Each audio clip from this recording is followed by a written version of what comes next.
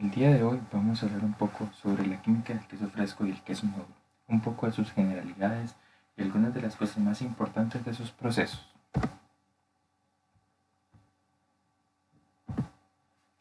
Bueno, para el desarrollo de la presentación vamos a hablar sobre las generalidades del queso, el flujo de proceso, de cómo se confecciona el queso, el desarrollo de cada una de estas etapas, entrando de forma un poco más especial en la parte química de cada una de estas etapas y finalmente el queso maduro y algunos otros tipos de queso que conocemos en el mercado. Tipos de queso. Los quesos los podemos dividir en dos grandes grupos. Los quesos frescos o queso tierno también se le conoce. Ese tipo de queso blanco que normalmente vemos como en el supermercado. Es un queso el cual no requiere un proceso de fermentación previo a ser consumido. Su sabor es bastante simple en realidad y su vida útil ronda entre los 20 a 30 días, dependiendo de diversos factores como su manipulación y la calidad de la leche. Por otro lado tenemos los quesos maduros, los cuales llevan un proceso más largo de fermentación y requieren diferentes tipos de cultivos lácticos. En estos es donde podemos encontrar todos los quesos más elaborados, los cuales sí llevan como diferentes texturas, sabores, diferentes cosas en ese tipo. De forma general, el queso fresco, el tradicional, podemos decir que presenta una humedad del 53 al 56%, su porcentaje de grasas del 10 al 26%, un porcentaje de sal del 1 al 3% y, como les comentaba, es un sabor bastante simple. Flujo de elaboración del queso. ¿Cómo se elabora un queso? Bueno, independientemente de si se va a realizar un queso fresco o un queso madurado, nosotros debemos de tener presente que el flujo de proceso inicial es básicamente el mismo. Al final vamos a tener algunas variantes que es lo que nos va a llevar eso hacia un queso maduro. Sin embargo, el inicio del proceso siempre va a ser el mismo. Ok, la leche.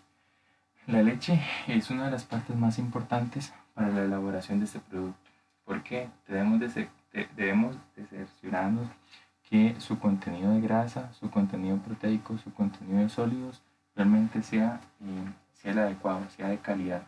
Aparte de eso, esta materia prima debe pasar por una serie de análisis, normalmente micro, eh, microbiológicos, para definir que realmente su calidad sea la adecuada. Aquí normalmente lo que se revisa son células somáticas, que es para identificar que la leche no contenga contenido de células somáticas excesivas, lo cual nos indicaría posibles infecciones en las ubres de los animales. Y por otro lado, vamos a hacer un conteo total de bacterias aerobias y anaerobias.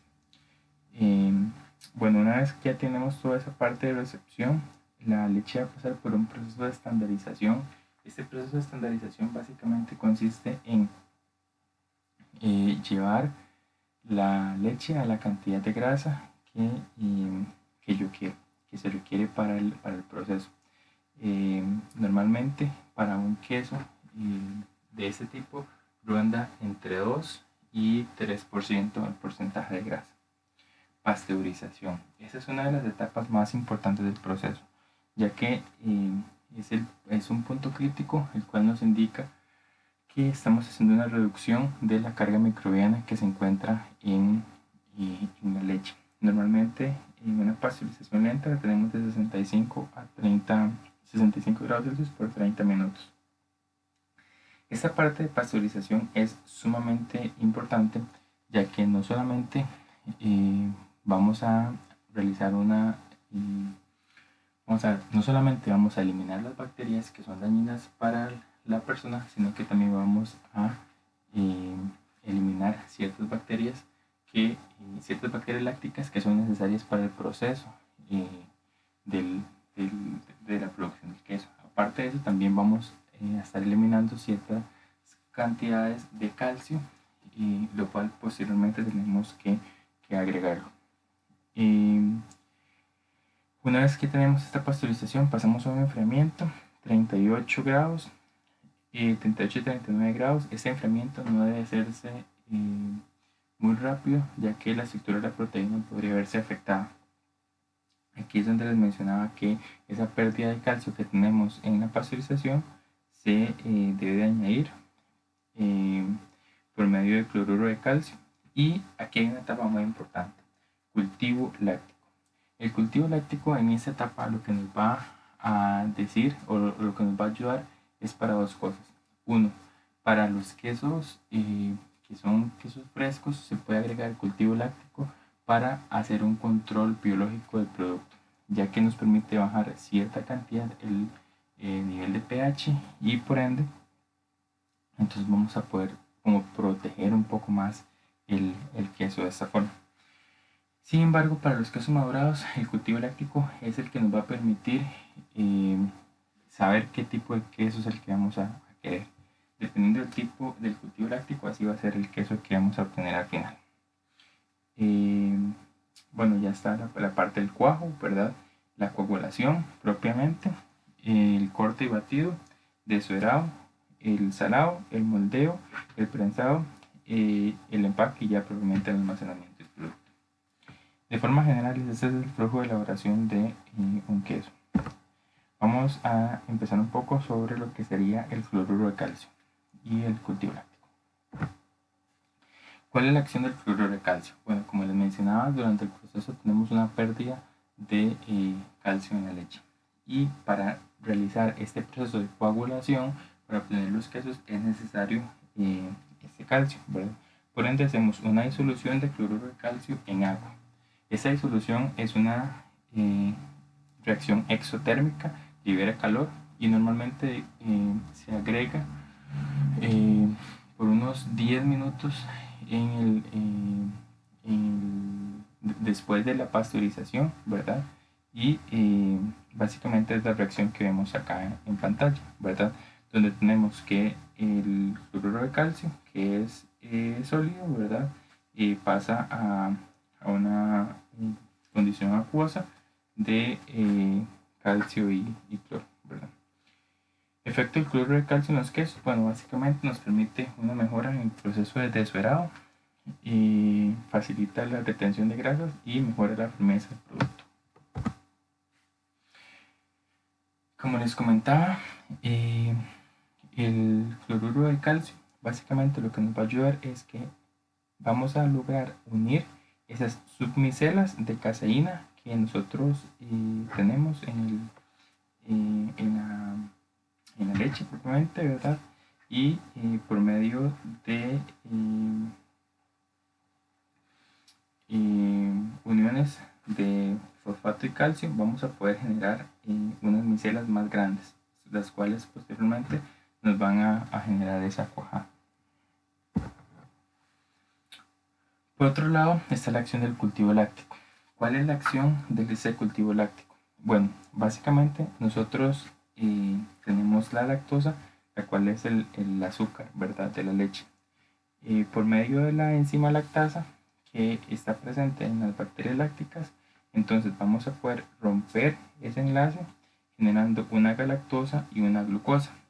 Y posteriormente las bacterias lácticas van a poder metabolizar cada una de estas subpartículas, principalmente la glucosa, como que la va a digerir, por decirlo de esta forma, ya que es el alimento de las bacterias lácticas, y esto me va a generar un subproducto que sería el ácido láctico.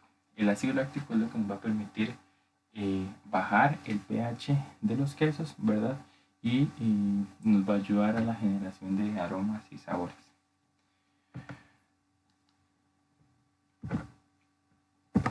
Vamos a continuar con lo que sería el proceso de coagulación. Para el proceso de coagulación aquí vamos a utilizar normalmente la enzima, se puede utilizar la renina, que era la enzima que se utilizaba inicialmente. Sin embargo, actualmente se utiliza la quimosina, que es como ya la enzima un poco más mejorada. Y actualmente esta enzima es muy fácil como de conseguir o de preparar a nivel industrial, probablemente ya no es necesario como tener ahí todo el animal y toda esta parte. Básicamente durante el proceso de cuajado, la acción de la enzima sobre la caseína nos va a ayudar a formar este cuajo, ¿verdad? Entonces, como les mencionaba, la renina lo que nos va a permitir es generar ese coágulo, ¿verdad? Pasando de ser caseína a un paracaseinato de calcio.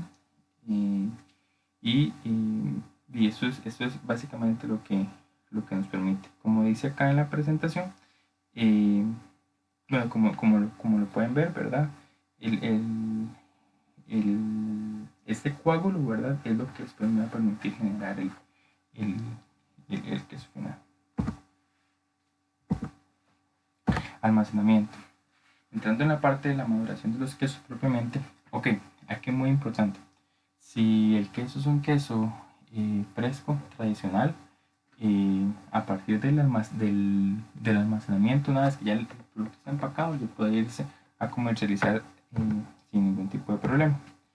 Sin embargo, si queremos quesos maduros, entonces aquí sí tenemos que entrar un poco más en detalle. ¿Qué factores afectan la maduración de un queso? Entran varios. Está lo que es la aireación, la temperatura, el contenido de sal, el contenido de pH y la humedad. Normalmente los quesos maduros se encuentran en ciertos tipos de cámaras especiales. En algunos lugares los utilizan en cuevas y esto es lo que les permite que se desarrollen las bacterias lácticas que agregamos durante el proceso, que empiecen a reproducirse, que empiecen a colonizar todo ese queso y empiecen a generar, digamos, ese tipo de sabores, texturas que tanto queremos en el producto. Cambios químicos que son responsables de la maduración. Bueno, aquí básicamente, como les mencionaba, ¿verdad? Tenemos la fermentación o la glucólisis, que básicamente esa fermentación es tomar esa lactosa y convertirla en ácido láctico en pequeñas cantidades, CO2 y ácido acético y propiónico. También podemos tener durante este proceso de maduración lo que sería la lipólisis o la hidrólisis de las grasas, y que eso nos va a ayudar básicamente o a influir en el aroma y en el sabor de los quesos. Y por otro lado tenemos la proteólisis, que es un aspecto importante que nos va a ayudar en lo que sería la textura. Entonces, como vemos, todos estos factores nos van a ayudar a generar diferentes tipos de queso. Aquí es muy importante mencionar que para definir qué tipo de queso es el que queremos, va a depender directamente del cultivo láctico que utilicemos. Si queremos un queso maduro, un queso para freír, normalmente los quesos para freír lo que se utiliza es que se genera una acidificación un poco más alta de la cuajada, puede ser alrededor de 5 de pH 5, pH 4.8. Esto me va a permitir que ante un proceso de calentamiento el queso me va a generar una mejor estructura. Y bueno, básicamente con esto estaríamos terminando. Como les mencionaba, es una pincelada un poco de lo que sería el proceso de elaboración de quesos. Muchas gracias.